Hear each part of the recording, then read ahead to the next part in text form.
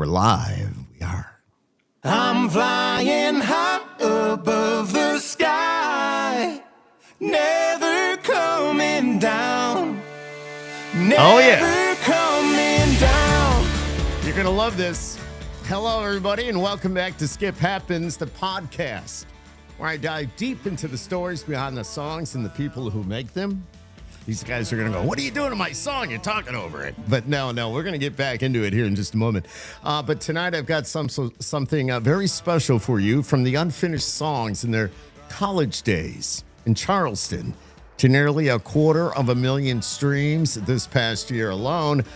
Gale Bird is who they are called. I'm going to find out where they came up with Gale Bird. Let me tell you. They've been building a harmony-driven, soulful sound that lifts people up and reminds us of all the love. That love is worth fighting for, even in the messy real-life moments. We're going to find out about those, too. I'm sure they've got stories. We all do.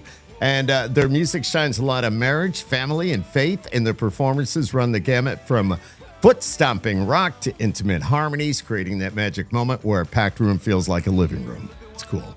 Thrilled to welcome them to the Skip Happens podcast. I know Josh is there in the blue shirt, and we got Sean in the hoodie of Gale Bird. Hey, guys, how are you? Hey, Skip.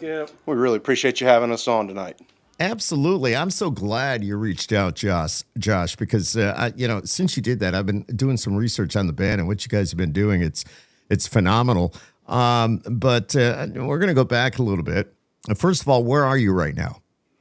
We are in Holy City Music, which is a studio here in Charleston. Cool. It rivals anything that you've ever seen in Los Angeles, Nashville, New York City. What an incredible place! But what's even greater than all of the technology and everything that's been put into this place is the person and the people behind it, which is run by Matt Cyclone, which is an incredible guy that I think understands music more than anybody that I've ever met, which is just what draws everybody in. And who would have thought of that, though? I mean, being in, where you are right now, you're saying that this studio, is much better, or maybe it's got all the more in the way of toys and everything than you see in Nashville or LA or even maybe in Texas or, wow, that's great. I would have never imagined that.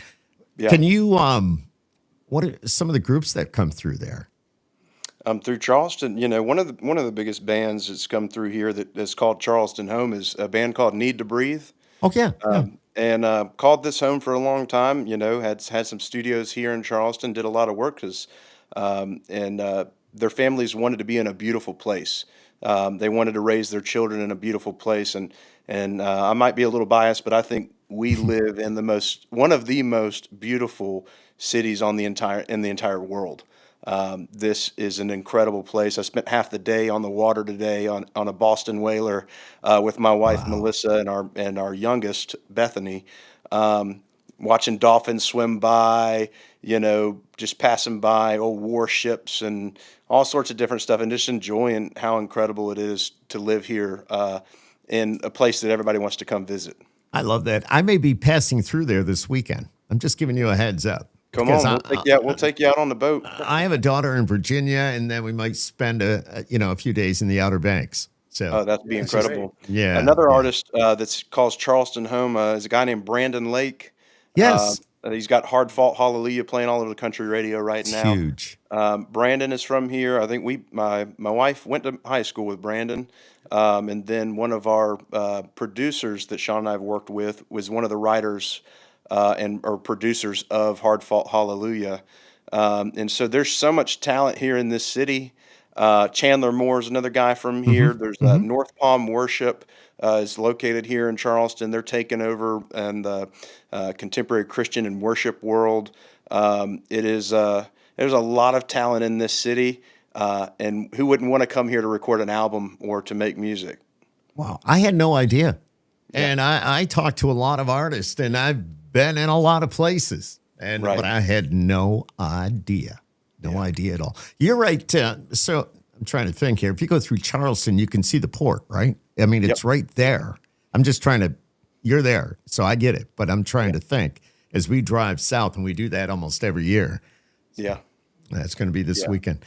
Either one of you, can you take me back to those college days in Charleston where those unfinished songs, and how did they evolved into what Gale Bird is today? First of all, wait a minute. I'm going to hold it. Time out. Gale Bird. How did that name come about? All right, so I'll take credit for that one. So my name is Joshua Gale, Okay. and grew up playing football, playing sports, basketball, baseball. We play soccer every morning still at the gym. Um, and on the football field, I had a very loud, obnoxious dad. And So everyone, and sports calls you by your last name. So Gale was that name. Uh, but I had another nickname from my family called Jay Bird because I did not like to wear clothes. I honestly think people only wear clothes in sitcoms. Uh, and I think one of the funniest sitcoms was here a couple years ago where the guy just was in his underwear as soon as he got home. And trying to think of the name of the show, but. Um, so my dad would yell, "Come on, Jay Bird," as loud as he Oh my could. God, I So love it. as soon as your friends and your coaches hear Jay Bird, they think it's kind of funny, It And is. so then it Love it. morphed into "Let's go Gale Bird" from everybody. And then so played, football all the way into college at Charleston Southern University. That's how I ended up in Charleston was playing Mhm. football. Wow. But then discovered that I loved writing music more than I loved playing football.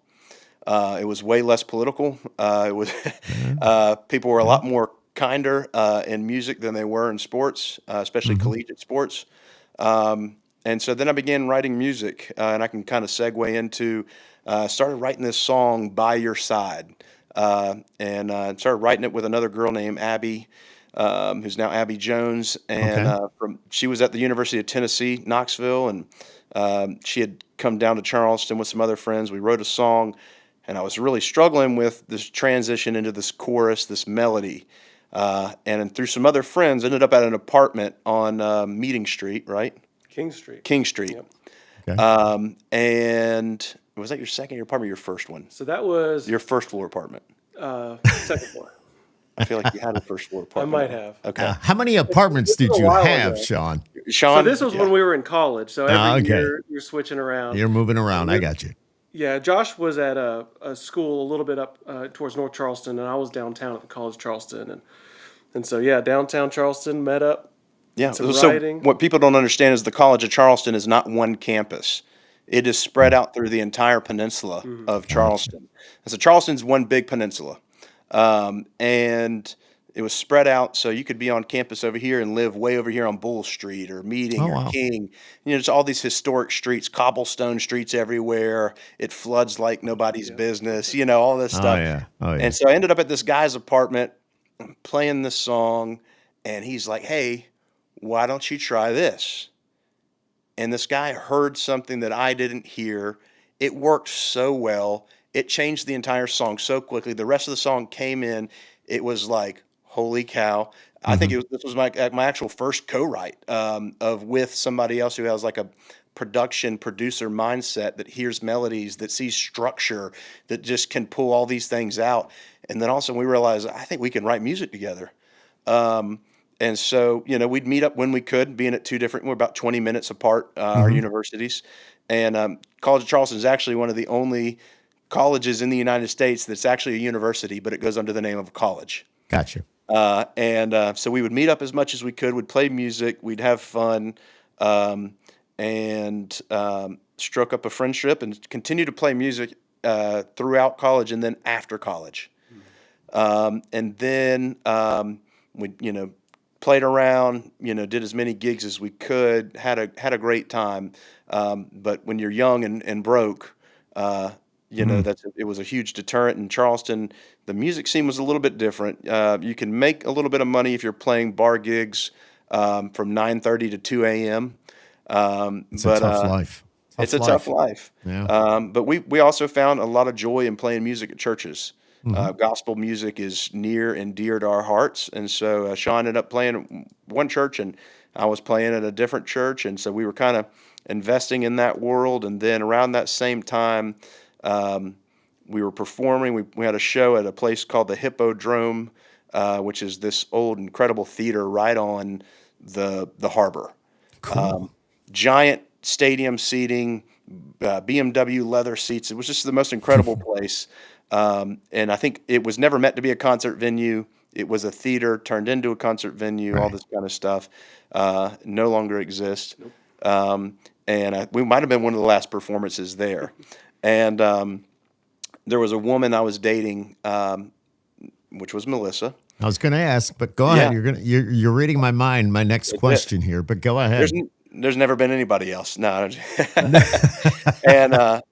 And Melissa, I didn't even know she could sing. We actually reconnected at a funeral. So you've heard of Wedding Crashers. Well, I was a funeral crasher. Not really, but I was playing a couple hymns at a funeral. We had a mutual friend in college who had lost her baby, and she asked me to come sing some hymns. Well, I knew Melissa in college at Charleston Southern, but I didn't, we didn't ever had eyes for each other. We knew each other, somewhat through Just other an friends. acquaintance. Yeah. Yeah.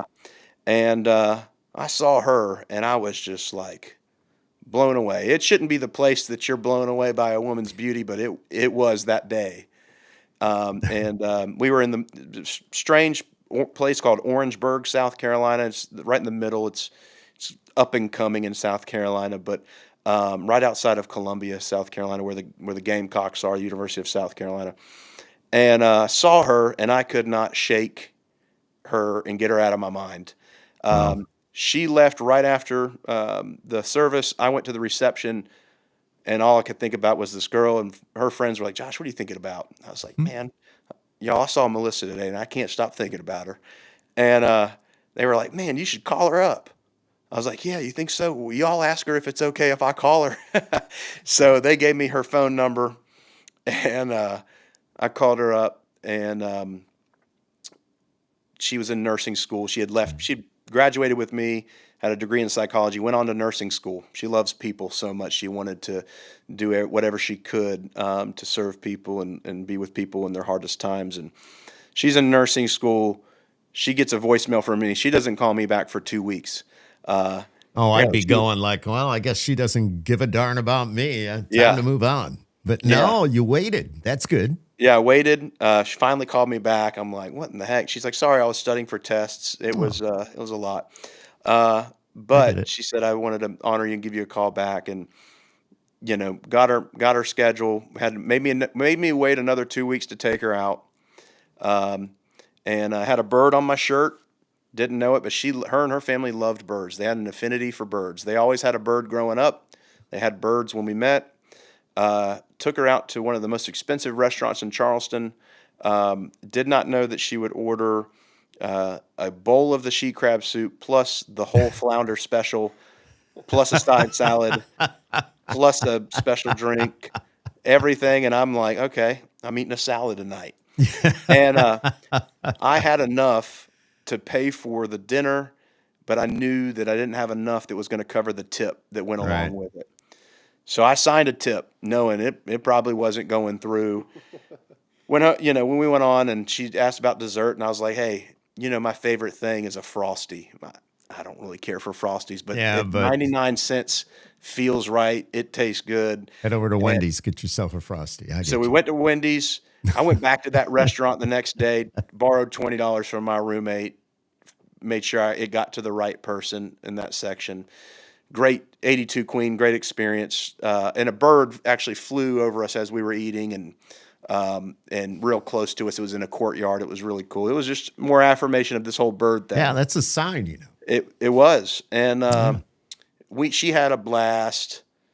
She asked me if we could go on a second date on the way of dropping her off at her house. And I told her Wow. absolutely. So the rest is history. But I had no idea she could sing. And it wasn't till we were married later on that I heard her singing, and I was like, "Oh my gosh! Like you can really sing! Like I'm not even trying to flatter you. Like I already married you. You got some anointing. Like you got some pipes." And but come to find out, she had been told by a boy when she was younger that she should never try to sing. She was terrible. Well, that when you're a little girl and you're susceptible to stuff like that. Well, Yeah. she kept her mouth shut. It took a long time for me to pull it out of her. She started singing with me at church, and then Sweet. the rest is history. Now you can look her up, Melissa Gale, and you will see some incredibly Yeah. powerful worship songs coming Oh out of my her gosh. that will show you like what it really means to be somebody who sings authentically. They could care less if they were behind the curtain still singing, like they don't want to be in the Hmm. spotlight. Hmm. Has such a heart for that. You can tell she's like a really incredible person, and beautiful inside and out. So then, years down the road, it's still bothering me that Sean and I never finished recording any of the music. We couldn't afford to. We This is recorded the one stuff from song college, right? from college. Yeah, we Yeah. recorded one Okay. song. Okay. His parents paid for half the song, and somebody else from Texas paid for the other half. Okay. And we got it produced. It was a great song. Hmm. And we released it. It's "You'll Come Home," Okay. and we re-released it last year. And but I called up Sean. I was like, "Hey, Sean, man, what do you think about like getting back together and like trying to finish what we started a little bit, man? I got some extra money right now. Like, let's do this." And so we started. We booked some studio time with Holy City Music, the Nice. best in town, and just went in the studio. And Sean is a genius mind, produced everything. He could just see things that no one else could, and Hmm. pull things out. He knew where every instrument would sit, and what frequency, and he just knew all the things. Hmm. It's like if you're ever building a company, you hire to your weaknesses. Well, like It's true. I don't know where the weakness is, so he was like everything that that was way better than anybody else could be, and we had so much fun. It was like it was such a joy. It was an outlet. It was something incredible. And then we brought Melissa into the mix. And Sean's like, "Oh, man, this girl, she can sing." And it was incredible. And so then we kind of became Gale Bird when Love we it. had to come up with a name. Hmm. Um, and then we never argued. We You just know, didn't have any other better ideas. Yeah, no, that was good. You know, I got to tell you, when I heard Gale Bird, when you emailed me, and then I started looking into it a little bit, I'm going, who would name the group Gale Bird? And it gave me the feeling like I had to look into this a little bit more. Now it's like when I read about you guys and what you're about, from family and faith and marriage and and all that, it was just like, wow. So Yeah. now I get it. And now you even I get it even more that we're sitting here tonight. And it's a great, great story how it all happened. The Yeah. bird was a sign. I mean, getting back together with Sean and you guys working this out, that's a sign. You got Yeah. something. Yeah. You've turned that page and you're bringing back that music. Yeah. Um, So wow. then, so we're sitting with Holy City Music. We finished this EP, Hmm. and after that, it's like some of the songs start to perform pretty well, as far as getting streams and getting different things and getting some traction. And as far as live performances go, man, we kind of put something together that was really special. Seeing this guy shred a guitar is just one of the coolest things in the world. We have some really talented friends Hmm. that a lot of them came here from Nashville during COVID and said, "Hey, you guys want to play some music?" And they're like, "Man, we miss it. Come on." Wow. And so we put a band together, doing some really cool stuff. My brother-in-law plays with us. Hmm. Some guys from church. One of our best friends, Phil, and so then Holy City Music and Matt approaches us and said, "Hey, listen, I want to offer you guys an opportunity to sign a recording contract with us, and here's how much, and here's what your part is. You Okay. got you got to write more songs than you've ever written before in your entire life, and then we're going to choose 6 over the next year, and then we're going to release those with everything we've got." And you guys are going to go play, and you're gonna try to get as many shows and as front of many things as possible. And this past weekend we played Wow. ETV, which is kind of like our PBS station here in South Yes. Carolina. Yes. We Okay. did a performance on a really really cool show that's like a um, 1940s radio show called Shortwave Kitsch, and it's like the live performance is kind of something like Saturday Night Live. There's Mhm. skits, and then there's the musical performances throughout. So last month it was a couple guys from Hootie and the Blowfish, Oh, cool. um, who also all live here in Charleston. Yes, that I know. I was going to Yeah. ask about them too, but keep going. Yeah. You're like taking the questions right out of Yeah. my. And then this month was us. And we So had a cool. blast. Everybody in that theater world, everybody that was there downtown loved it, and we just got excited. Like, hey, I think we're doing what we're supposed to be doing. But the journey didn't look like everyone says it should. You can get on Mhm. social media and that says, hey, if you follow these 5 steps, you will be successful, guaranteed. And I'm like, but No, why discount God in the right. way that he says, hey, if I wrote something about your life, I knew everything about you before you even existed, and I had this will for your life. Why would your story, how boring would it be if your story looked exactly the same as everybody else's? Why can't I be super special and make your journey just as incredible, to where you don't have to spin wheels all the time. You don't have to Mhm, go mhm. through the same hurdles that everybody else does. Um, Well, and the yeah. truth is, we can't. Like, we're both married. We both have kids. He has 4 kids. I have 2. To some degree, that's It's something hard. we're not going to ever sacrifice. So we can't do the normal grind that most young musicians would do. So we kind of had to find a different way, and that's been really cool to see. Kind of along with how almost magical like this coming together was. That from Mhm. my perspective, I had a job full time. I was working somewhere, and it wasn't the best environment for me. So I was slowly pulling away, and it was Mhm. in that time when Josh approached me about starting something up with the band, and so I was already planning on heading towards freelance music stuff. And so the timing with that, the timing with the Holy City Music coming in, it really was pretty special to see it all come together. And so it's been a good Oh, journey for us, I think, not only to be like expectant and excited about what could be next, but also patient because there have been lulls through different seasons mhm, over the last year mhm. where we had a little bit of momentum and then kind of Yeah, seemed like it yeah. dried up for a second and then it jumped again. So it's just been different, I think, for us, which has been exciting. Well, Yeah. it's a whole different path what you guys are doing than so many others. Yeah. You're doing your own thing, and you're also making time for the family, which is so very important. Yeah. You know, Exactly. Yeah. Well, we thought, why pioneer something? I think back of, Lewis and Clark, some of the greatest pioneers, but they lost everything in this hmm pursuit. it's One so of them, true. one of them took his own life. The other one had so much PTSD, he didn't know what to do with. So many people had so much. At what cost are you going to pioneer? Are you going to leave your family behind? I see a lot of people. You see Luke Combs coming off the road Oh, right now saying, hey, y'all, I need to go home right now and yeah, be with my wife and my children and watch them grow up, coach their baseball team, coach their soccer do team, it. all these different things. They're writing songs about the life that I already live, and dreaming about. Why would I give this up to go the opposite way? Sure. You'll see another guy, bass player for Need to Breathe. He said his daughter was calling the phone daddy. Oh, And so he was like, hey, y'all, I got to make the hardest decision of my life. I need to take a break from the band and go home yeah, for at least yeah. a year.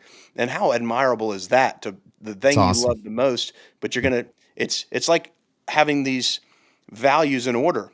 It's God, family, and then God, your marriage, then your children and your family, then your career and everybody, all this different stuff. And it's like, we don't want to pioneer something if something else has to die in the Mhm, mhm. process, and we don't want it. Yeah, absolutely. What's the secret to connecting so deeply with your listeners? I know you've got probably close to 8,000 music lovers that follow you right now, which is pretty cool. What's the secret to connecting deeply with those? So when we get together to write, we'll do some song mapping and some stuff. And obviously, I've got 13 years of marriage under my belt, and you've got 14. Hmm. Mhm. Um, so we're not writing as like young 20-year-olds anymore. Right, right. We've been through some stuff, and Sean's family is incredible.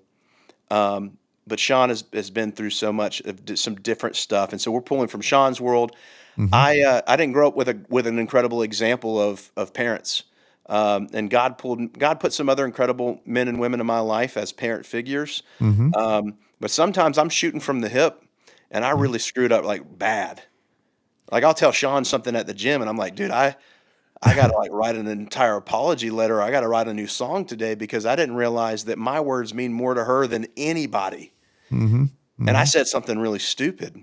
Or gosh, I got to if I don't keep trying and I don't keep investing in trying to be better as a husband and a dad, then I get complacent. And if I don't keep trying, and I promised my wife to keep trying, then all of a sudden I roll back into complacency, Yeah. Yeah. everything's fighting for our attention. Everything's fighting for our mind, our time, our everything. And if we're not focused on trying to figure out, hey, Melissa, how can I better serve you, love you today? How can Yeah. I, Yeah. what are you thinking? I know I hadn't taken a day off in 2 weeks. I know I worked too much. I know this, that, and the other, and all that. What do you need? How can I, just asking the questions and then, saying it. The song "I Still Do" that Sean and I wrote together. I mean, it was like a magic. I mean, that was a Yeah, great that's writing cool. session. But then I told Sean, like, I think I say things to my wife sometimes, and I might have thought it, but I never said it. Mm-hmm. And then she's saying, "Hey, I don't think I understand how you feel about me." And so one night Mm-hmm. Melissa came to me and she said, "Listen, I don't know how you feel about me at all. And I'm wondering if you could go back in time, would you even ask me to marry you? Could you Oh, if you wow. could just undo it?" She was so in a terrible place because of my inability to say how I felt. Uh-huh. I made a new rule for myself that was like, say everything that I'm thinking about my wife and then double that. And so when we sat down to write this song, "I Still Do," we thought about the first day. Sean was in my wedding. He played the piano as I walked down the aisle. It Oh, was wow. "How He Loves Us," but Sean's version, and it was just incredible. And Mm-hmm. the ceremony was incredible. But before we even got to the altar, my brother was my best man, and he's had his vices, and he got stuck on a sandbar on a boat up in Bald Head Island, North Carolina, and he got stuck on a sandbar. His wife was my wife's hairdresser, so she didn't show up to do Melissa's hair. He didn't show up as my best man. Oh my And then when he gosh. did show up, he was late. The guest had been waiting in this prayer chapel in this old Mm-hmm. Baptist church in Southport. Southport's a beautiful place. It's where they film a bunch of movies like Safe Haven. It was just an incredible place. Uh-huh. And it's got to be on your travel list. And Sean's kind of playing piano more. Like we're all sitting around. It's awkward. I'm hurt. My brother didn't show up to hang out all day. He shows up in a silver bow tie. Well, we're all wearing black. And Wow. he shows up. I remember my best man was late and all the guests had to wait. But in all of that stress, seeing you in that dress Yeah. took my breath away. Yeah. That And moment. then I told my wife, I was like, Yeah. hey, listen, I will never regret marrying you. I agree with younger me more now than I ever would, and only God could have seen that this was going to be incredible and that we were meant to be together. As stubborn as we are, we were perfect for each other. And so Sean, all of a sudden, he's so creative with words. Uh, Minivans. Tell me your favorite line Yeah, right my there. favorite line, that next one, with minivans and mud on the floor, life's messier than ever before. Um, but one look in those eyes Rem- reminds me why I said I still do. Yeah. Dude. Wow. yeah. Wow. So we're writing that song, and I mean Yeah. it's flowing in that writing Hmm. room that day. It was like something was special. When you write a song, sometimes you have to fight through it, and you come back and you visit Mm-hmm. it. You find Mm-hmm. the melody, you write a hook, and everything else falls in place. But that day it was something That special, came quick. That was nice. Yeah. but we knew we had something that other people needed to hear. Hey, baby, I always agree with Right. younger me. Right. That guy Right. was a genius. That younger me was a genius. We don't give him enough credit. Mhm. I know he heard from God. And I know God Absolutely. had a hand in it because you're I'm way sure more he did. beautiful than you know. So yeah, Absolutely. Do yeah, you follow your streams? You have like 250,000 streams, and I mean, and growing. Just the yeah. music you're putting out, and I would imagine you see that it makes it maybe it it maybe I'm trying to think of the right words here. More demanding on you, but you don't want to go too far, as you said before, because your priorities are God, family. That's and the way it should be. But with 250,000 streams and growing, how has streaming changed the way you release and promote your music? It's changed a lot. I think one of the big things that's hard for us as writers is it kind of changes the way we have trajectory of like we might have a song that we just love, but it might not be the right season for it, or it might not be the one that we feel like will gain the most traction. And so what we've kind of had to do, at least I have had to do, is disassociate this online presence, the streaming side, with our local audience, because we can still be playing all those songs for the I local get it. audience, Yeah. and we can make that intimate, and we can make do our best to really engage them. And I think that's one area where we are really trying to grow is more local opportunities within original music, within Sure. larger live events, but then doing our best to still really put forward our best foot with our online presence. So I don't know. I feel like I have to kind of just separate those Yeah. two. Yeah. I get that. I get that. Yeah. Absolutely. And how, It's a good reminder. I listened to another podcast. It's not as good as Skip Happens, but Right. it's called I don't know. it's called the Skip 10-Year happens. Town. Yeah, Oh yeah. it's called 10-Year Town with Troy Cartwright, and he Yeah. brings on a lot of guys, some that you've never heard, but they wrote your favorite songs. hmm hmm I And love that. one thing that remains true is no, you don't have to sell your soul, and you don't have to sell everything to then like sell out and make it, and then go and be a vagabond and travel around and like give up everything to be successful. But what you do have to write is a million songs to find the one. And we do feel like with the record label and things like that, you do feel a pressure of like, I got to be a good steward of what I've been given here. Like we got to hmm write, we hmm got to get together to hmm write. We may be exhausted. I coach all the kids sports. We're involved in our church communities and our hmm families and all that kind of stuff, and everything's wanting your time, but we have to carve out that writing time to say, hey, like we got to steward this really well. Yeah. And so we try to write as many as we possibly can, so that something comes out of it, which is pretty challenging as well. It's like trying to do the family time plus hmm make that hmm if you don't carve the time out for writing, it doesn't happen. And thankfully, sometimes I put a guitar in every room in the house. There's an Ed Sheeran little Baby Martin in the girls' room, and there's Wow. a ukulele in the baby's room, and there's another guitar in my son's room, and there's a guitar in the bedroom, and everywhere I'm at, I'm just I see a guitar and I'm like, I got to pick it up, I got to play it. That guitar is just so Sure. pretty. I got to see what comes out. And sometimes I'm singing lullabies to my children, Oh my and, gosh. and a song comes out of it. And my daughter's like, Dad, that's it. Keep going. I think I got an idea too. My oldest daughter, June, she's a songwriter. Luke's a drummer. He hears beats. He wants to Yeah. jam along. And my second youngest daughter, Anna, she can hear things and loves to sing and dance. And she inspires me to write a bunch, and how kind and wonderful, incredible she is. And I'm just surrounded by inspiration. There's just never a dull moment. There's never a lack of emotional inspiration or anything when you're surrounded by four kids who are trying to figure out how to navigate life, which is a lot different than when we grew up. hmm Oh, absolutely. Yeah. I can. And does it look like your kids are going to follow in your footsteps and your wife's? I mean, One, if there's an instrument in every room, you pick it up, you play, and your daughter's going, Dad, that's it. Dad, that's it. I know. Yes, Yeah. So that's so cool. my oldest daughter and my wife have led several Sundays together at church in the main service. Beautiful.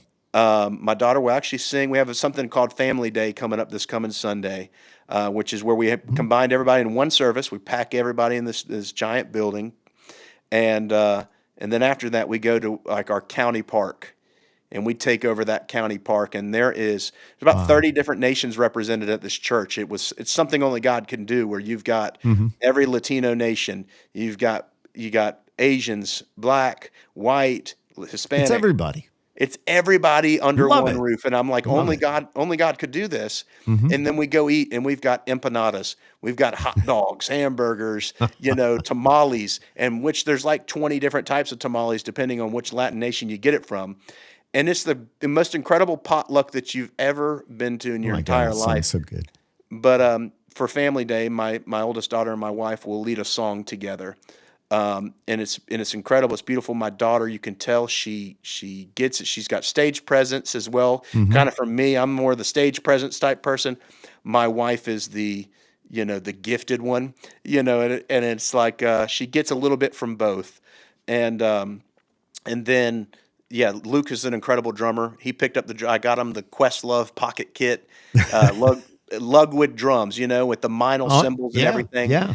I was like, you're not going to get a crappy set and forget about it. I'm going to get you the best drum kit, and you're going to be incredible. But he's that self-driven kid. He's the Cool. best pitcher. He's everything he loves to do. He sinks his whole life Well, into it. you have Yeah, to remember a lot of that is coming from you and your wife and the people you go through life with. I mean, it's how you bring them up, and that's how they get their courage and their passion and their dedication to do certain things. It's because of you. exactly. How They do want you how do you balance your faith-based themes with the mainstream appeal? How do you balance all that? Yeah, that's a great question. And it is something we discuss a good bit, because it's core to who we are and our identity, Sure. but Hmm. it's also something that we don't want to limit our audience. So we try to navigate that very thoughtfully. And so a lot of the time, we kind of feel like we've found, at least for this season, a little niche of we really feel like we've struggled and we've fought for our marriages, and that seems Hmm. like Hmm. that's definitely something that we would never deny that God was a big part of that. But it's also an opportunity that we can hopefully help give some other people some encouragement, and it's something that is worth fighting for. So being able to help raise other people up and hopefully encourage Sure. them in a way that maybe doesn't necessarily have to have all of the language that might turn someone off that isn't of the same faith. I think we try to find that balance. Trying to find a balance. Yeah, Absolutely. everyone's Absolutely. invited to the party. I'm thinking about the things that God cares about a lot. God cares about marriage so much. It was the first institution. I mean, he showed us what marriage looked like. He calls the church the bride, and Hmm. he's the bridegroom, and so like if it's really important to him, it's really important to me, and it's worth fighting for. I look at the statistics and they break my heart, Skip. Hmm. Divorce Hmm. is up and rising, and it's just infidelity, all these different things. They It's break terrible. my heart. Sean probably wrote most of the song, but wrote a song called "Roses." Don't hold your roses till the funeral. Take every chance you've got to tell her she's beautiful. And we're about to release a song at some point, but we put a little demo out on our Instagram because it was very timely for where we're at right now, and to tell your family, like, you don't know if you're guaranteed tomorrow. You just don't. There's no guarantees in There's life. no guarantee. So the things that are close to the heart of God are close to us, and Hmm. it doesn't Hmm. have to be. It's storytelling. You know. Do you know? Do you realize that everything that you guys are doing, and the songs you're singing, and the songs, Sean, that you're writing, with everything going on in the world right now, it's a very scary place. Here, there, everywhere. Yeah. This is what we need. Absolutely. This is what we need. We need to tell each other how much we love them, how much we care. We need to stick together. We need to do all that. This is the music that's going to do that. Yeah. I mean, I love all different genres of music, but when I listen to some of your music and knowing what it's about and how it's faith based, it's like, yeah, we need more of this, and Yeah. we need a lot more right now. And so you guys are in a very good spot. Just go one step at a time. But wow, Yeah. Yeah, thank you. absolutely, absolutely. What was I going to ask here? I kind of lost my place. You kind of blew me away with some of the Well, stuff you were it, saying. I'm it's like, what drives wow, us. wow, I It, it see has that. it has to be something that drives you. This is not easy, Skip. Like, No. you're putting yourself out on a platter, Hmm. and everybody's going to pick it apart, and then all of a sudden nobody's going to show up, nobody's going to buy your t-shirt, nobody's going to do this, nobody's going to call you up and say, hey, you should write more music today.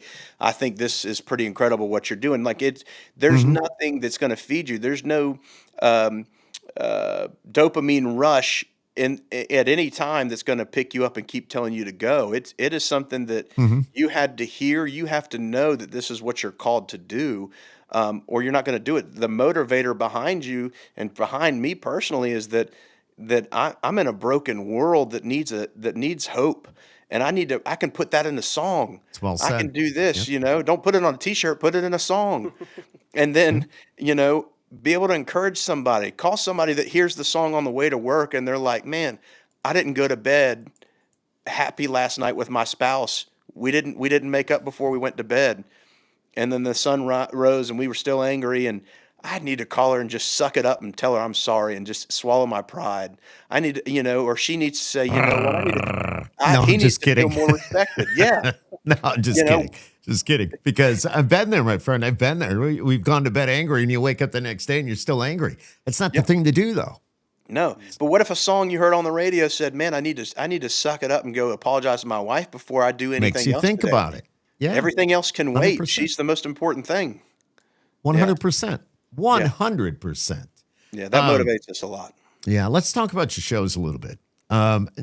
You're described as these shows are described as everything from foot-stomping rock to intimate harmonies. How do you build a set list that moves between those two extremes?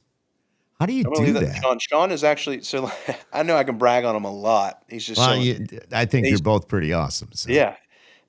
His mind works so wonderfully. He's composed entire orchestras and choirs and parts around just some incredible performances.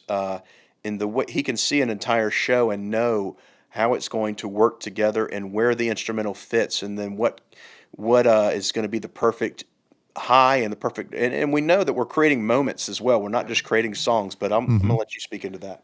Yeah, I think a big thing for us is we try to customize the set list for the environment of the show. So hmm regardless of where we're gonna go, we're gonna play our music, but we can alter it in ways that match the environment. So like one of the places we play, it's kind of this like outdoor rusty barn, and it just brings in the best music lovers, and everyone's got some different lawn chairs spread out over the grass, and there's a bunch of rusty kids toys in the back. It's just it's the oddest It's place, but awesome. also the coolest just venue I think we've ever played at. Had the privilege of playing there a couple times on Dog Green, out just out past Mount Pleasant, and Eddie White's out there. He's a great guy. He's a dentist who loves Yep. music so much that he's dedicated the last 20 years to putting on this, which is called That's a barn jam. Yeah. Is it? Does he do it for charity? Does it go No, back to the no. church, or it's He's just he made just does it? he's made it profitable. Okay. They built it looked like a giant ant mound, but it's a pizza oven. They hmm built that out there. It's a brick pizza oven. Another dentist from the shop comes and helps him. His daughter helps out there. The sound engineers live on the property.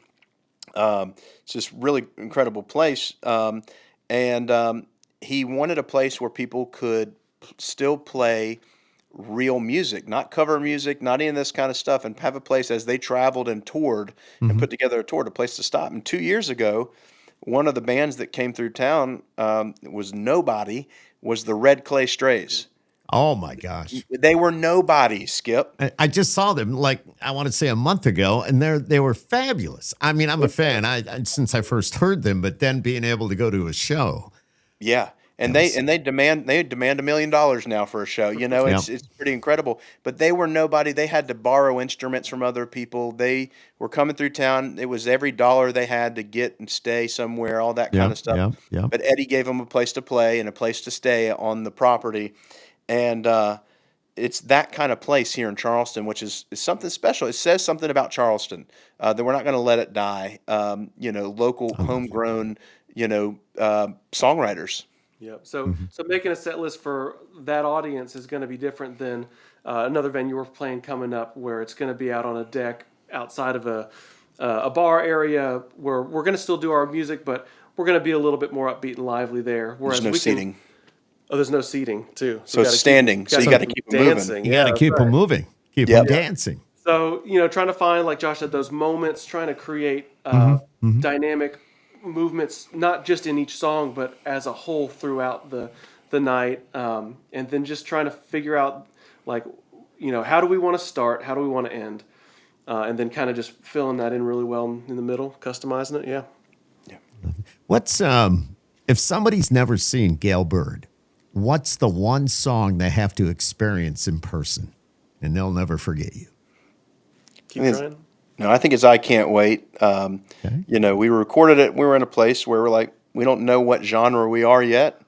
I grew up. My first 4 years of my life were spent. My mom went back to work. My dad was at work, and I spent every single day with my grandmother, Anita. Hmm. And Anita Hickman was from Hickory, North Carolina, in the Appalachian Mountains. About as southern drawl as you can get, and just an incredible woman. Well, I began to sound just like her, and my mom, when we moved away from North Carolina to Texas, my mom did everything she could so that I would not sound like I was from the Appalachian Mountains and had this giant southern drawl, and would correct my grammar, would correct my accent. And living in Dallas, Texas, the biggest melting pot in the world, Hmm. every accent starts to fade away. You're in Texas, but you're not, right? And but here and there, my wife would tell me, like, man, it really comes out of you. Certain words you say, certain things, and it just wants to. It's Hmm. who I was the first 4 years of my life, which were some of the most developmental years of your life. And but I would again, I didn't want to sound dumb, so I'd begin to try to bury it and all that kind of stuff. And as we were starting to develop music, it was like, don't let it. And choir will do it to you as well in middle school. Trying to don't sound like that, round your vowels, all these things. It, I became more and more proud of that lineage, and more proud Yeah. of that voice, and not trying to suppress it as much. That was something to learn myself about myself, in my upbringing. But every curator that we would send our songs to see if it would get on a playlist was like, hey, you are country. You are country. You're not for this playlist. You are country. And we kept Well, looking at ourselves like, I think we're country, you know? And so we'd like to tell ourselves we're coastal country. It's well, that's alternative. a good way to put it. Yeah, it's alternative rock meets Carolina country. And it it's It- you don't have to have the huge drawl, southern drawl, right, to be right, country. A lot of people don't. right. I've known a ton of people, in the Yeah. heart of this state, that don't have a southern drawl. And so it's and you'll see a lot less of that too, but in these parts. But it really, began to also morph our sound into that of embracing the country music. So we leaned into it hard. So I'd say, I Can't Wait live is Hmm. you'll see it shine. But a song that we've got released right now, I'd say I Still Do would probably be the one that I would Wow. listen to. Wow. That give you a good understanding what's going on. And Mm. Sean's playing banjo, he's playing electric guitar, he's playing the keys, he's playing all sorts of different instruments in that song. So you'll get every bit of Sean That's in that amazing. song. And then probably second favorite would be All right. Crumble Down for me. Crumble Down's great. Yeah. Yeah. Now, I have a question. Sean, how did you learn to play so many different instruments? Oh man. Just picking them up and playing with Parents them? locked me in a cage for the first 6 years of my life. No, I started on piano. I was trained classically for a while, Uh-huh. picked up the guitar, and realized I could just do things on it that made me feel things that the piano didn't. Is it because of what you knew by playing the piano that it made it easier for you to pick up a guitar?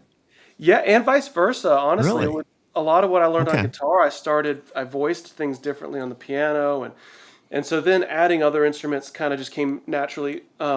So I'm very engineer minded. So theoretically, I I see that. understand music really well. Yeah. So I could understand a lot of instruments, and so then pretty much anything stringed, I could That's cool. functionally play pretty Yeah, well, yeah, yeah. at least well enough to track on a song or two.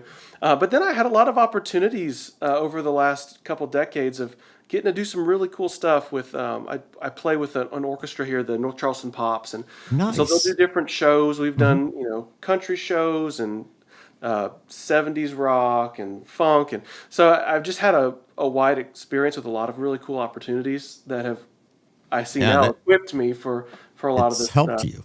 Yeah, Hmm. no doubt. No doubt. There's also a lot of neural pathways in his head up there. He majored, I don't know how, but he majored in math and jazz theory at the same time, which are two What? just, if anybody could tell you jazz theory at the College of Charleston is an extremely difficult program, and then math. I mean, come on, man. I was a Hey, don't even go down that road I was because a communication major because you didn't have to take but one math class. exactly. The only thing the math major Oh my has God, done that's good for funny. me is it's a joke for everybody else when I can't get a addition problem right or something. That's the only thing it does. I suck at math. I'm just telling you right now that does not fly for me. So, you know. Absolutely. Well, it's just amazing. You mentioned genre before, but is there really a specific genre that you're going for? Because nowadays, me working in radio, I don't know if there's just one specific genre anymore, like country. I think everything crosses over, and they may, one day they're listening to you, the next day they're playing the rock channel and whatever, or maybe they're doing some hip hop or rap. I don't know. Everybody crosses over nowadays. And I think the music that you're doing, even though you say it's country, but I think it fits everybody. And especially nowadays, it makes you think. And it makes you think about the people you love and the people you care about and life in general. And that's what it's about. I don't know. You get placed in a genre. Red Clay Strays, I'll bring them up again. They're Southern rock. They didn't want to be country. Right. But they're getting country awards. But exactly, I guess that's kind of what I'm saying. And, like in our group of radio stations, we have a classic hits station. Back in the day, we used to call them oldies. But we're seeing that the audience is younger and younger and younger. And, they want to hear Boston. They want to hear AC/DC. They want to hear some of the old 70s music, the 80s music. Yep. Even the 90s that we're touching on now is oldies, which makes me feel old. So it's, it's just amazing. So I'm going, like, where does it? I don't know.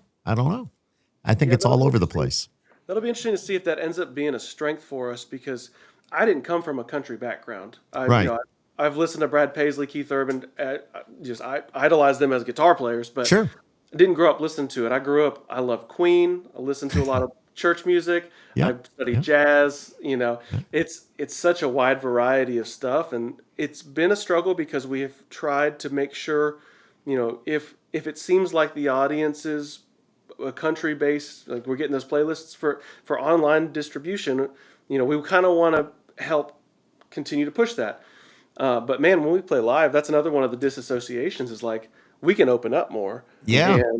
And we don't have to stay strictly country, and we can pull some other genres in. So yeah, our upcoming show, we got a show at the Poorhouse coming up. I think Sean mentioned it. We've got our own Poorhouse here in Charleston on James Island, and Cool. This upcoming show, we've got our pianist is Venezuelan. Just incredible. good. He's incredible, but he's trained in jazz. But he can play all over the place. And then, we've got a drummer that has a background in, what would you call that? Paramore type rock, Yeah, okay. But he's got so much energy and he's really, really good. He's a human metronome. Then you got Sean, you've got myself and then we're trying to bring it all together to where it is one band and everything's tight. It just sounds good. It feels good, but there's moments to where in a performance, like if this is your first rock show or your 1000th, you've never experienced something like this to where this moment captured you. There was a time where these instruments did something that I was not expecting, and it was incredible. And, or they did something with a song that I was a little familiar with that I was not expecting at all. And I think that's my new favorite version of that song. So it's just great. I mean, it's a challenge, but it's, definitely giving each other feedback on that as well as we rehearse. One plus with Gale Bird and the music that you're putting out, and we're talking about country, if you're going to fall into that genre, I guess. Country is very faith-based. I mean, Nashville is very Baptist. It's very, you know what I'm saying? So maybe they are. I mean, maybe it's to get in front of these programmers and country radio in general and say, hey, we're here. This is what you need. Yeah. However, I understand, I hate to see you be on the road, 300 days out of the year. And I know that's not what you want, but still, I think, are you on country radio at all anywhere? No, it's that's been the road You're we've getting tried to there. figure out as well. And Okay. Sean and I, we're marketing guys too.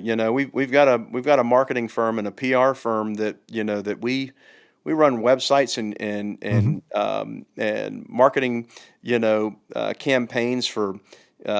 One guy's running for governor of California, and one Hmm. customer has a gymnastics company, and one customer just all over the place, right? And we know how to make them successful. We know how to market everybody else's business. But when it comes to music and when it comes to this consumer on the other end, when it comes to someone saying, hey, how many songs are released today, Matt? Oh my gosh. I don't know, Yeah, Yeah, I think there's, it's million or a so. million songs yeah, a it's day. crazy. A Crazy. day.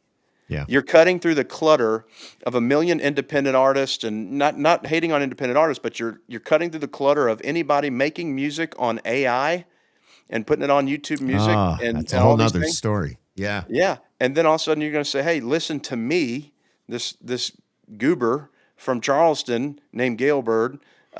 When you got enough time in the day to figure out what you're going to play anyways, right? And so Hmm. it's just developing relationships, getting and just telling our story. But I think consumers and music lovers want somebody authentic.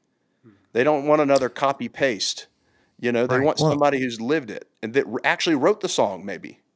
yeah, I mean, you guys are authentic. Yeah. It's a whole different sound. When at the beginning of the podcast, when I played just a little clip of the song and the harmonies and all that, it's something you don't hear nowadays. No. That it was great. There's in the song Crumble Down, there's a piano solo. And it was a desire of mine. I remember him playing piano in my wedding, and I was like, hey, I don't want one of your guitar solos in this. I want a piano solo. Because I think Freebird and the Leonard Skinner rock shows were one of the most incredible things that it even offended the Rolling Stones. When they had Leonard Skinner open up for them, and they're like, "Hey, don't go out on the tongue," and they went out on the tongue, and it was incredible. But they had this pianist that played in the band that was a roadie, right? Hmm. And he brought in classical piano into Southern country rock for Leonard Skinner. So I said, Sean, I want to tribute kind of to that. I want this piano solo. So we went to my alma mater, Charleston Southern. We went to the music department, and they've got about how many 20 some Practice rooms, yeah, bunch of uprights. a bunch of uprights, but they've got about 20 different types of pianos there. They've got baby Wow. grands, they've got grands, they've got uprights, they've got all sorts of different brands of pianos. We played every single piano, Yep. and we narrowed it down to like two, and then finally we narrowed it down to one piano. Then we set up, we had some friends of ours let us in on a Saturday, and we set up, and we spent the next like 2 hours perfecting this piano solo and recording it in this makeshift studio in the middle of a Mhm. college campus. And it turned out to be incredible. And I love it. It's one of my favorite songs. And it's because like I knew what went into this. Right. And, Right. Right. it's so much fun to listen to. And so that's, you can't put us in a box and we're going to figure out how to make something our own. Mhm. Have you thought about just hitting the road and hitting up some radio stations? Maybe take a little bit of vacation time from whatever and just hit the road and hit up some morning shows and maybe with your music, maybe someone like a K Love or people like that, stations like that, very faith based. I don't know. Have Yeah. you thought about that? Well, like, I emailed you, Yes, and and I loved it. I'm like, because I've got friends from Syracuse. We spent we flew into Syracuse and then we went to was it Ontario? there's Lake Ontario, And Lake Oneida, and there's the Finger Lakes. yep, I think we were on Ontario, It's a and big lake. it was incredible. Yeah. Um, and we had, I mean, there's tall green grass, and the lake was incredible. The sun, Sunset. how the Yeah. sunset was everything was incredible, and I was like, man, nobody knows that this up here this exists. It's incredible. And so these are great friends of mine. They live here in Charleston. They're also songwriters, and I said, hey, I'm this guy responded to me. I'm going on his podcast, and his name's Skip. and it's called Skip Happens, and they lost their mind. They were like, "Are you kidding me?" What? Skip from the Wolf. You're Yes. and they lost their mind. And Uh, Grace and Mitch Johnston, great friends of mine. They lost their mind. They were just laughing and just it well, took them right back. And they are huge fans of yours. And but no, it's tell them I like said hello. That's so I awesome. thank you. I emailed you. You responded. You listened. You love music. I I've do. emailed every radio station here in my own city, and thought about showing up. And I've had friends on there. I get no response. I've got to tell you, Josh, I do this. Yes, I'm the PD. I'm the afternoon guy at the Wolf in Syracuse. The Skip Happens is mine. Right. But what I do is I do share a lot of this. What I do here in my own studio, what I do here, I share it with the Wolf listeners. Right. That's so I have that connection. And even if I wasn't working radio, I'd still hopefully I would be talking to you. I would be because I firmly believe that everybody needs to be heard. Yes. And I firmly believe it's one fan at a time. I firmly believe how all that works.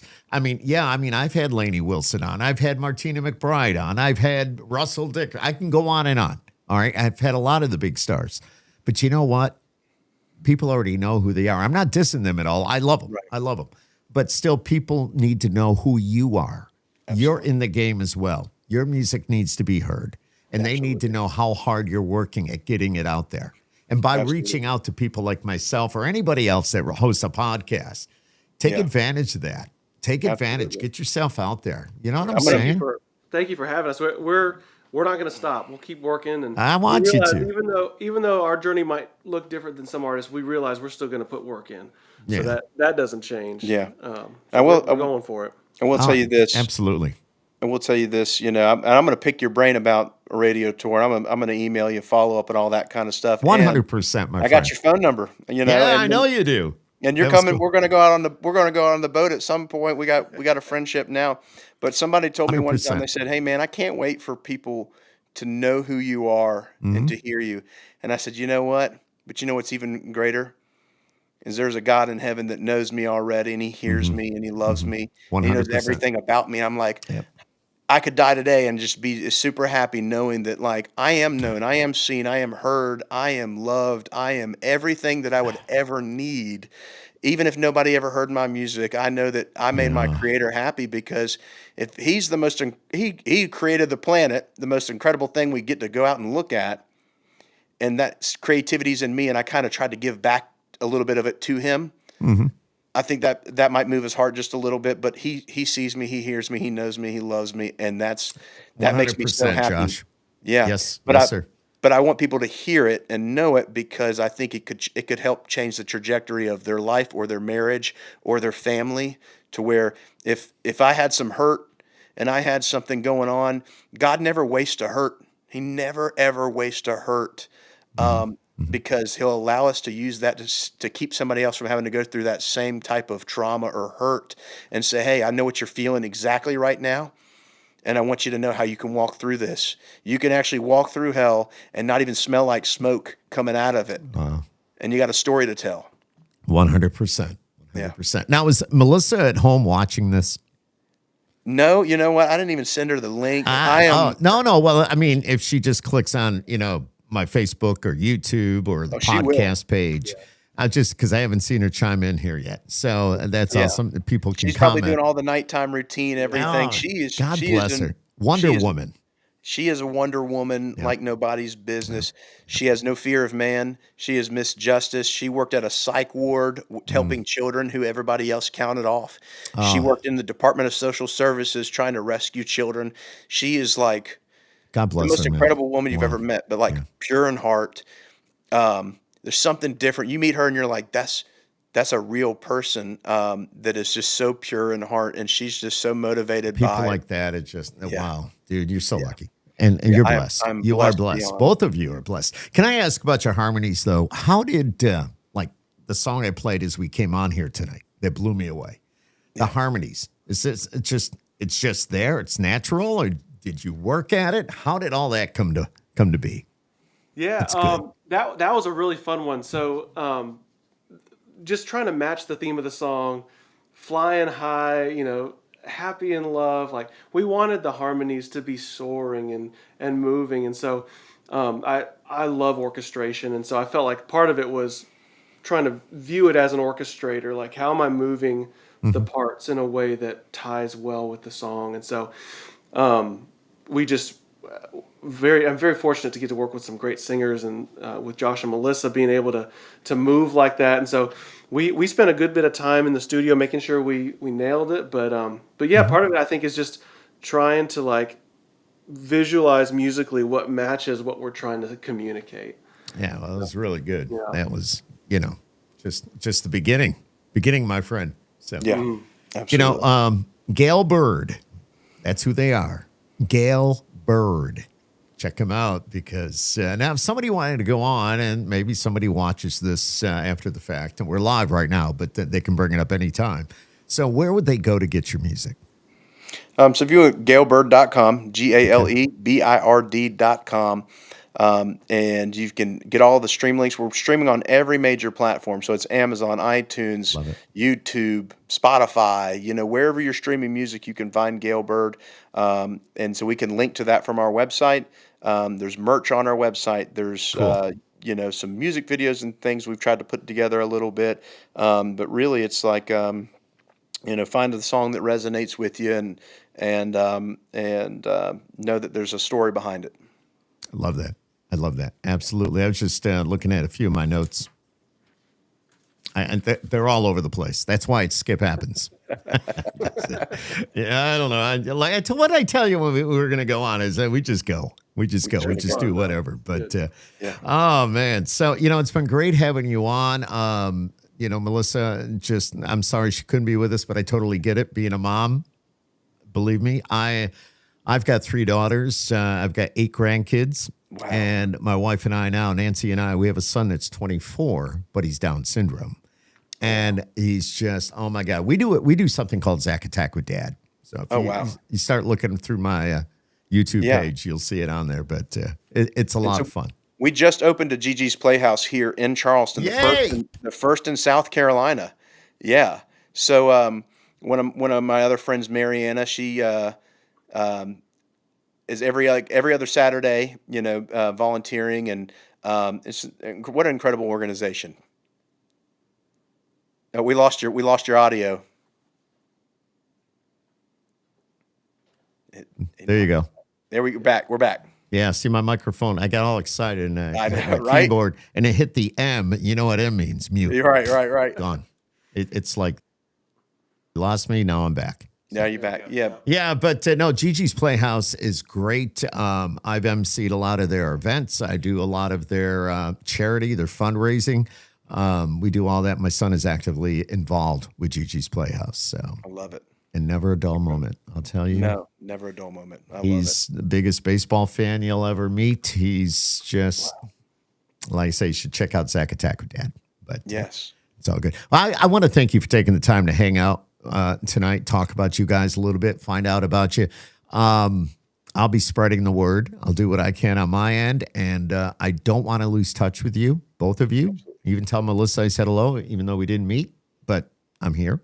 Absolutely. And, it's just, you're so blessed, both of you, and what you do and your mission and the music. It's healing. It will definitely help people, and they need to hear it. So it's Gale Bird, and they've been on Skip Happens tonight. If you like it, you guys got a YouTube page? You do, right? Yep. Mm-hmm. Yep. I think it's all Gale Bird music. Yep. There you go. Subscribe to them. Subscribe to Skip Happens. And we have a lot more of these coming up, too. I just, Josh and Sean, thank you so much. And thank you to the studio. Who's that? Matt? Matt's behind the board. Holy City Music. Yep. Holy City Music. I love that. That's so cool. I love the studio idea, too. So it's very cool. All right, guys, hang right there. We're going to say goodnight. Thanks for watching, everybody. It's been Skip Happens, and we got more of these coming up real soon. Just keep an eye on the YouTube page. Better yet, subscribe. You'll get notice. So there you go. Good night, everybody. Thanks for watching. Good night. God bless.